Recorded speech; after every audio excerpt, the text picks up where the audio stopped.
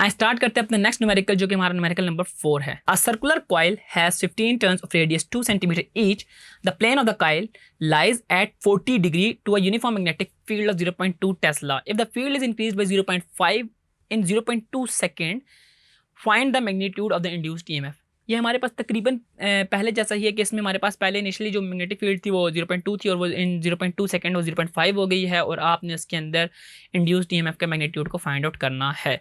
इसमें हमारे पास वही नंबर ऑफ टर्न्स भी गिवन है। आए इसको दोबारा से हम सॉल्व करते हैं।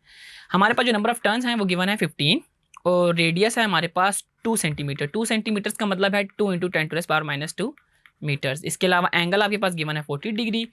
B1 आपके पास गिवन है 0.2 टेस्ला और B2 जो है आपके पास गिवन है 0.5 टेस्ला। और इसके अंदर जो डेल्टा टी है, चेंज इन टाइम जो है वो मेरे पास है 0.2 सेकेंड। और अगर आप यहाँ से डेल्टा बी को फाइंड आउट करना चाहेंगे तो that is equivalent to 0.3 tesla. 0.5 मैंने 0.2 की बात कर रहा हूँ। हमने इसमें इंड्यूस्ड ईएमएफ निकालनी, और इंड्यूस्ड ईएमएफ का फार्मूला मैंने आपको लास्ट न्यूमेरिकल में बताया था, तभी दोबारा से बताया था, is equal to -n × delta phi over delta T. और इसमें अगेन हम जो डेल्टा फाई है उसकी वैल्यू भी हम बी डॉट ए से निकाल रहे होंगे। Delta phi is equal to delta B A cos of theta. ठीक है, अब इसमें बी और ए और कॉस थीटा की वैल्यू को हम पुट इन कर रहे होंगे।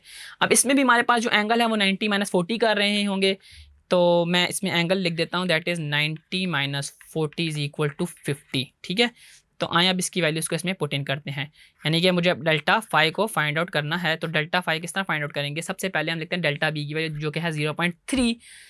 फिर है मेरे पास एरिया, और एरिया मेरे पास कितना है?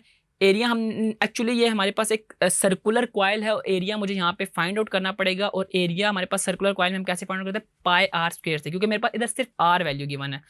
तो मैं ऐसे लिखते हैं पाई लिख देते हैं और इंटू आर की जगह मैं लिख देता हूँ आर की जो वैल्यू 2 × 10⁻⁻2 और इसका स्क्वायर।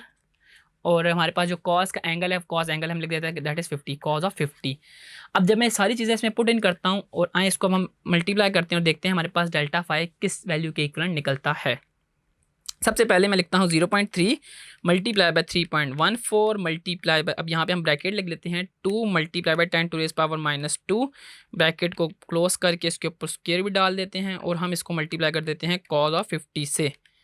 जब हम इसको कॉस ऑफ 50 से मल्टीप्लाई करते हैं तो हमारे पास आंसर आता है 2.4 × 10⁻⁻4 वेबर्स, यानी कि हमारे पास डेल्टा फाई है वो इक्वल आ रहा होता है 2.42 × 10⁻⁻4 वेबर।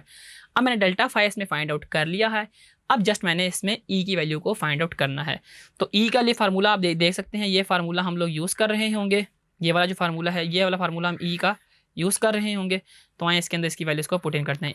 हमारे पास एन था 15 टर्न्स, तो ये -15 आ गया। और हमारे पास बी हमने डेल्टा फाई कितना निकाला? 2.42 × 10⁻⁻4 2.42 × 10⁻⁻4 और हमारे पास डेल्टा टी जो था वो 0.2 सेकेंड था। यस, हमारे पास 0.2 सेकेंड था। आए इनकी वैल्यूज़ को पुट इन करते हैं। -15 मल्टीप्लाई बाय 2.42 मल्टीप्लाई बाय 10⁻⁻4 और डिनोमिनेटर में मेरे पास आता है 0.2। तो हमारे पास जो आंसर आता है वो आता है -0.0185, या मैं इसको 1.8 × 10⁻⁻2 वोल्ट भी लिख सकता हूँ। 1.8 × 10⁻⁻2 वोल्ट।